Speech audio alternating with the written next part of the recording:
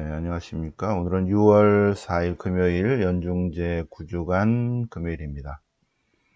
네, 오늘 어제에 이어서 계속 독서는 토빗서입니다. 토빗서. 그래서 토빗이 이제 다 일을 마치고 이제 돌아와요. 돌아오죠. 그래서 돈도 다 찾고, 아버지 돈도. 그 돈이 얼마쯤 될까요? 퀴즈. 하루 일당을 5만이라고 한다면 얼마를 지금 받아가지고 오는 거죠?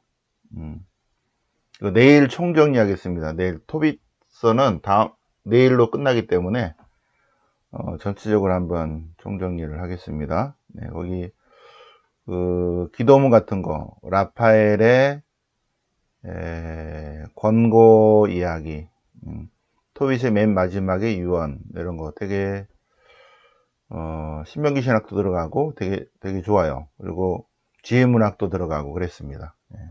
그래서 내일 다시 한번 토빗서를 그 성서 원문을 가지고 한번 쭉 보겠습니다. 네. 어쨌든 이제 토비아가 물고기 잡아가지고 악귀를 쫓아내고 부인을 얻고 그 다음에 이제 쓸개를 가져와서 아버지 눈을 뜨게 해주는 그런 장면입니다. 네. 그래서 아버지가 눈을 뜨고 이제 며느리를 데리러 갔죠, 그죠? 예. 가다가 하니까 동네 사람들이 아니 눈이 멀고 한참 됐는데 어떻게 걸어갑니까? 그러니까 하느님께서 자기를 눈뜨게 해주셨다고 하는 그 내용이 있습니다. 네. 그리고 이제 며느리 데리러 오는 그런 내용입니다. 자, 화답송. 내 영혼아 주님을 찬양하여라. 내 영혼아 주님을 찬양하여라. 내 한평생 나는 주님을 찬양하리라. 주님께 감사 찬미 찬양 드려야죠, 그죠? 주님은 어떤 분이신가? 주님은 굶주린 이에게 먹을 것을 주시고 억눌린 이를 풀어주시고 눈먼 이를 보게 하시며 꺾인 이를 일으켜 세우시고 고아와 과부를 돌보시는 분이시다. 주님은 어떤 분이시다? 종살이 노예살이에서 해방시켜 주시는 분이시다. 자유와 해방과 생명의 하느님이시다. 여기 어디 있는가? 이게 어디 있죠? 네, 이게 어디 있냐면 이러한 거를 체험한 사건이 바로 출애굽 사건입니다. 예. 마이너스 1250년 출애굽 사건과 시나이산의 계약 두 가지 사건이 있었는데 출애굽 사건을 통해서 하느님이 당신 백성들로 하여금 당신의 정체성을 체험하도록 한 사건이 출애굽 사건이에요. 그래서 그때 놀라운 것을 체험한 백성들은 우리의 주님, 우리의 하느님은 우리를 해방시키시는 분이시구나.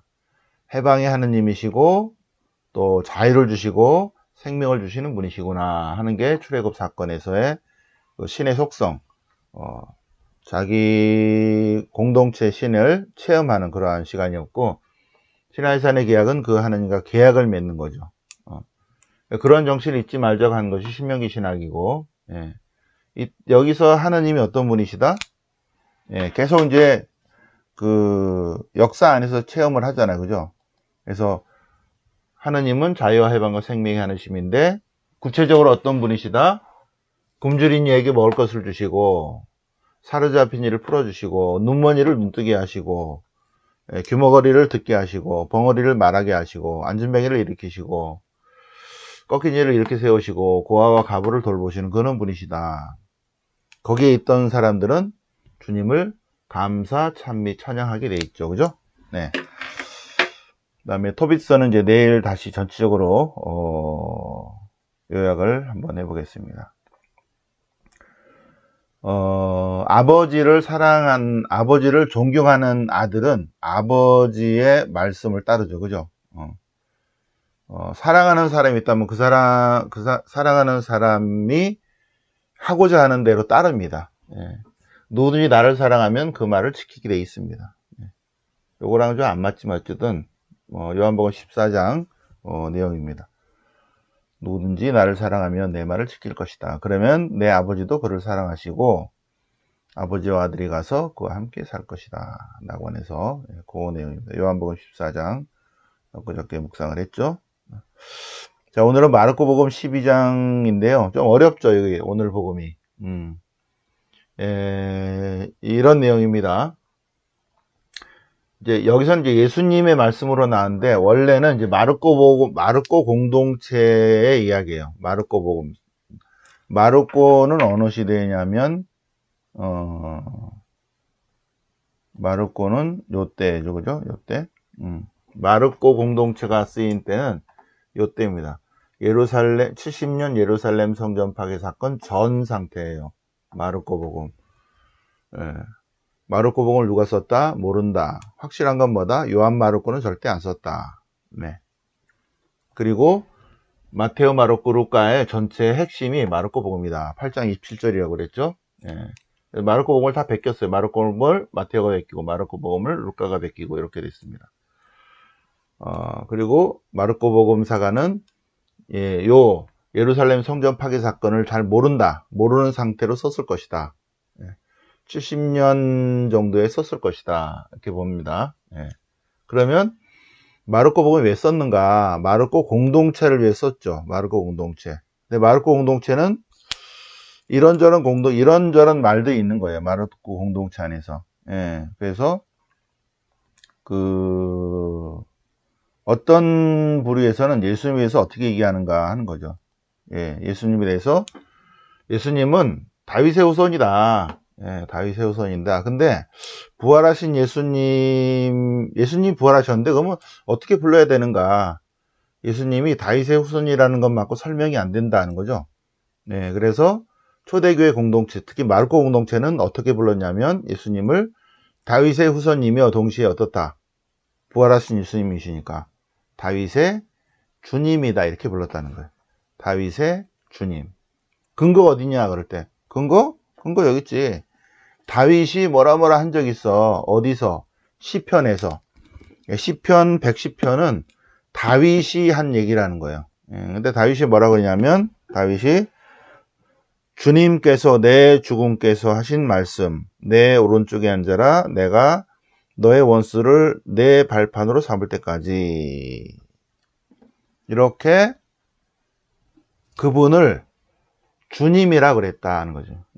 그래서 시편 110편 1절을 근거로 다윗의 자손이신 예수님이 부활하셨는데 그분을 어떻게 표현할 것인가? 다윗의 주님이라고 하리라는 내용인데 뭔 말인지 알겠어요? 모르겠다고? 그럴 줄 알았어. 그래서 내가 어떻게 쉽게 설명할까?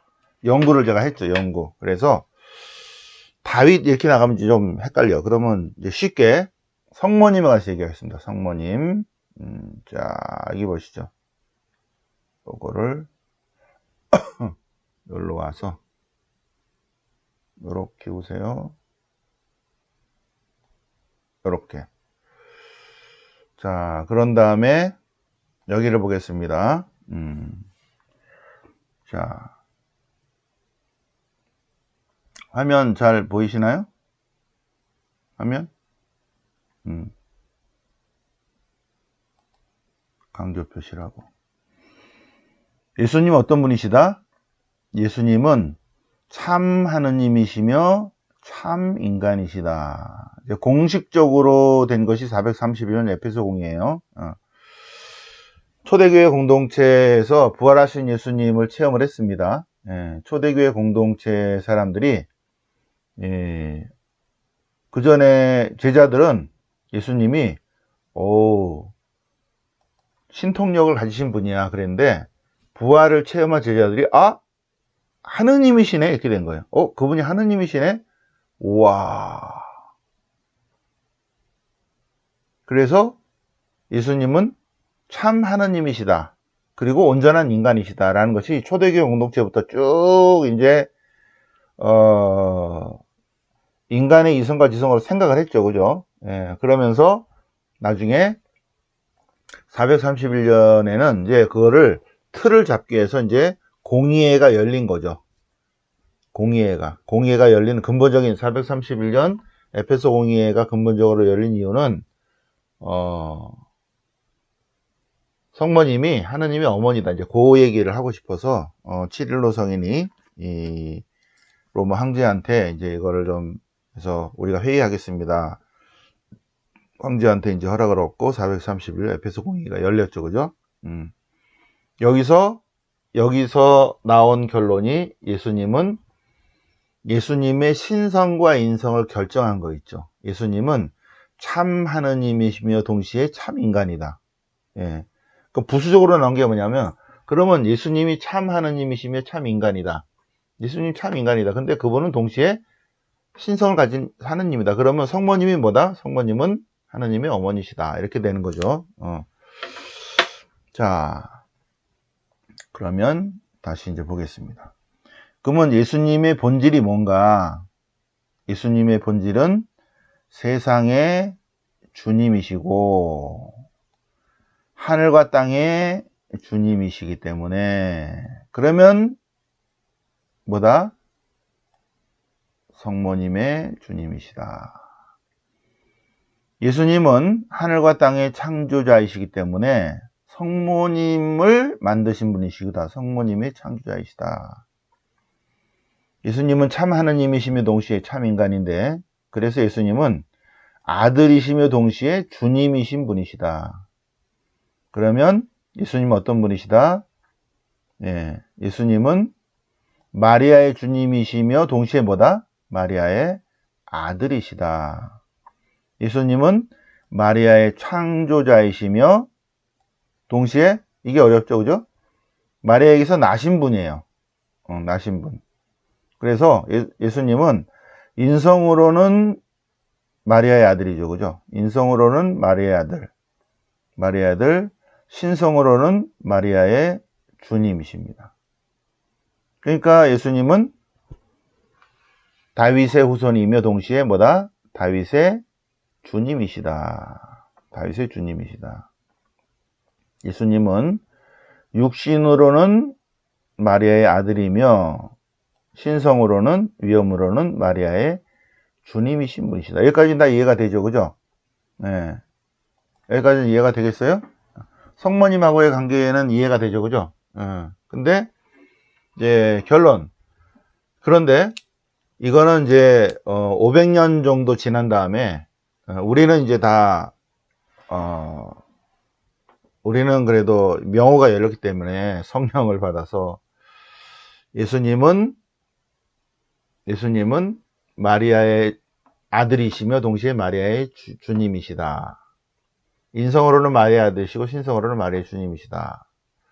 육신으로는 마리아 아들이시고 위엄으로는 마리아의 주님이시다. 는 것을 아는데, 율법학자들은, 예수님의 당시 율법학자들은 그냥 예수님을 다윗의 후손이라고만 하고, 다윗의 주님, 예수님이 하느님이신 걸 깨닫지 못하고 있다. 그 얘기입니다. 예. 예수님이 하느님이심을, 예수님이 참 하느님이심을 깨닫지 못하고 있다. 왜 깨닫지 못할까요? 육의 눈으로만 보니까 마리아의 아들이야. 다윗의 후손이야. 그거밖에 안 보여요. 예. 영안이 열리면 어떻게 돼? 영적인 눈으로 보면, 하느님 그 자체이신 분이시구나. 라고 알아차리게 될 것이다. 그래서 오늘은, 이제 여기서 오늘 묵상은, 예수님은, 요걸 하죠.